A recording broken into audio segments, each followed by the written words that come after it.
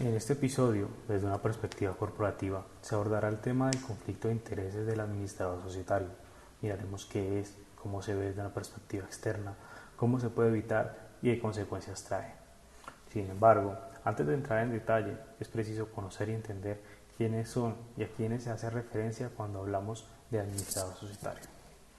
Por ello, la Ley 222 de 1995 considera que serán administradores el representante legal, los miembros de junta directiva o junta de socios, el factor, el liquidador y quienes de acuerdo con los estatutos ejerzan tal calidad.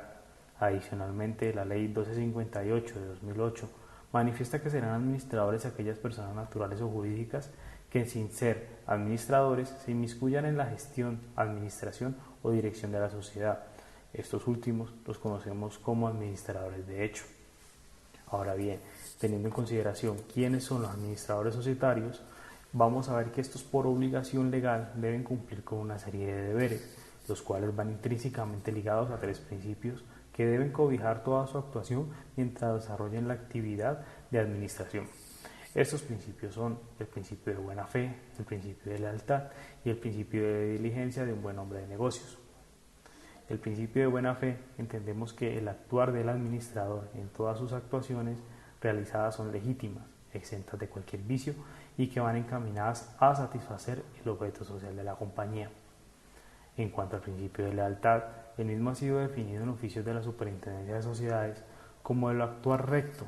que le permite al administrador realizar satisfactoriamente el objeto social de la empresa, evitando que en situaciones en las que se presente un conflicto de intereses, el administrador se beneficia injustamente a expensas de la compañía o de sus socios. Finalmente, el principio de diligencia de un buen hombre de negocios hace relación a que toda actuación que realice un administrador en el marco de la consecución de objeto social de la compañía debe ejecutarse con la diligencia que tendría un profesional, como un comerciante lo haría sobre sus propios asuntos, actuando siempre de manera oportuna y cuidadosa y verificando que las actuaciones estén ajustadas a la ley y a los estatutos.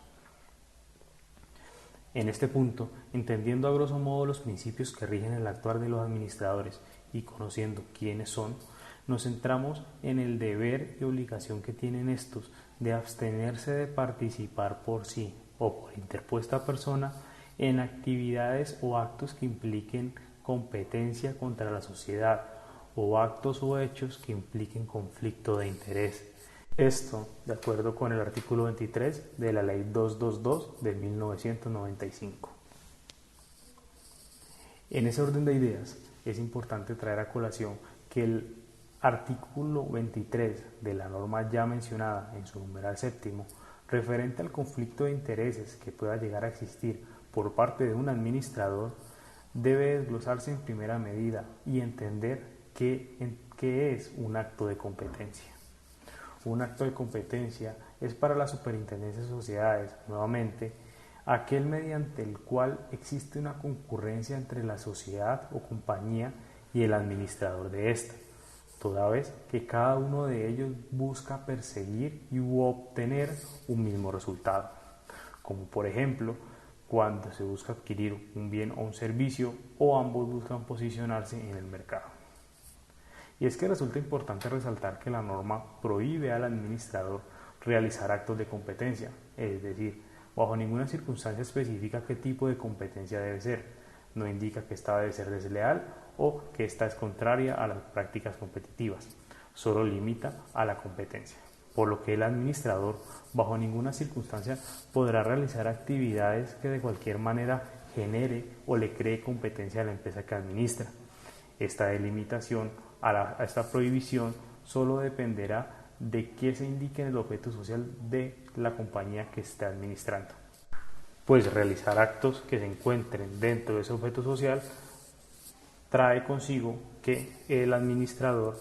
se encuentre en causales de conflicto de intereses. Ahora bien,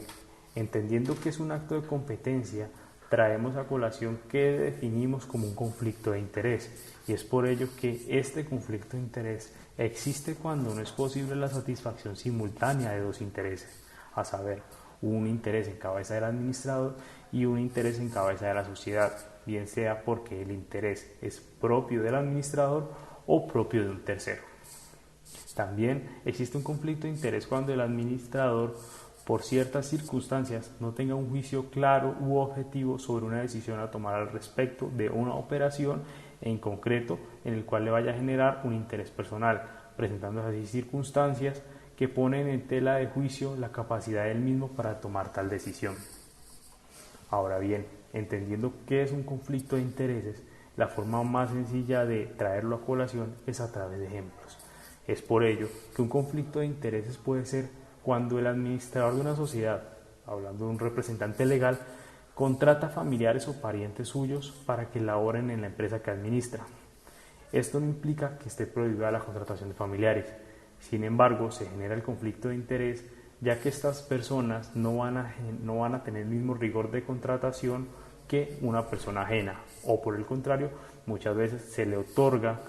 cargos a familiares que no tienen las capacidades administrativas o técnicas para ocuparlos.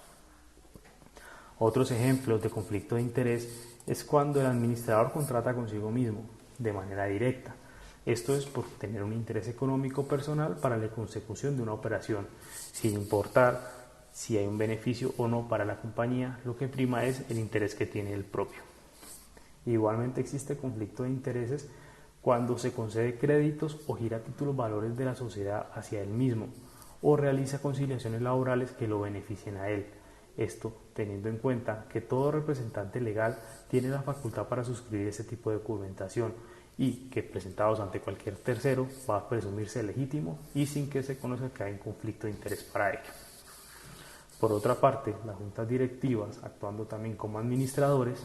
existen conflictos de intereses cuando, por ejemplo, uno de los administradores de la junta directiva le arrienda a la sociedad un inmueble para que ésta desarrolle un objeto social. Y estos, en virtud de la administración que tienen, fijan un canon de arrendamiento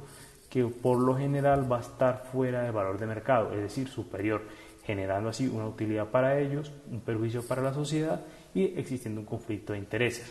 En materia de junta directiva también existe conflicto de intereses cuando, sin estar facultados para hacerlo, se fijan honorarios para asistir a las reuniones de junta directiva. Ahora bien, es muy importante que tengamos en cuenta que el conflicto de intereses no siempre se da de forma directa por el administrador, sino que este puede hacerse a través de una persona interpuesta o tercera persona. Por lo general resulta siendo el compañero permanente, esposa, esposo, los hijos, hermanos, padres o por lo general personas que siempre hay una relación de dependencia. Llegando a este punto, surge la pregunta que un administrador se ve inmerso en un acto o frente a un hecho que vaya a generar un conflicto de interés, ¿qué posición debe tomar? ¿Qué debe de hacer? Ante esta pregunta, la respuesta es solo una. Debe abstenerse de participar en el acto que implique una competencia o un actuar desleal con la sociedad. Luego, si es estrictamente necesario que el administrador realice tal acción o tal acto, esto debe venir con una autorización previa, autorización que debe otorgar el máximo órgano, es decir, sea bien la asamblea de accionistas o la junta de socios, dependiendo del tipo societario que exista en la compañía.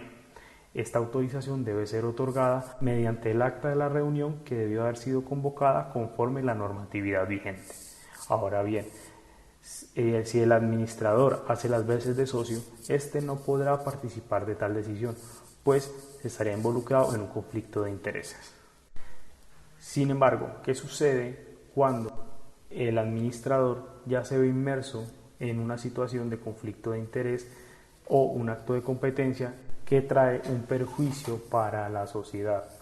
Esto tiene unas consecuencias y, en primer lugar, al tenor de la normatividad vigente, es decir, la Ley 222 de 1995, indica que el administrador societario responderá solidariamente e ilimitadamente de los perjuicios que por culpa o dolo ocasione a la sociedad, a los socios o a terceros. Luego están las consecuencias que vienen derivadas de las acciones judiciales pertinentes, tales como la nulidad de los actos, la restitución de las cosas a un estado anterior, la condena del administrador a indemnizar todos los perjuicios y la sanción que se les impone con multas y posibles inhabilidades para ejercer el comercio. Además de esto, sin tener en consideración que dependiendo de la conducta o el acto realizado pueda existir o no una responsabilidad penal, por lo que el verse inmerso en actos de competencia y conflictos de intereses, siempre y cuando estos vayan en contravía del beneficio de la sociedad, suele tener consecuencias bastante graves. Sin embargo,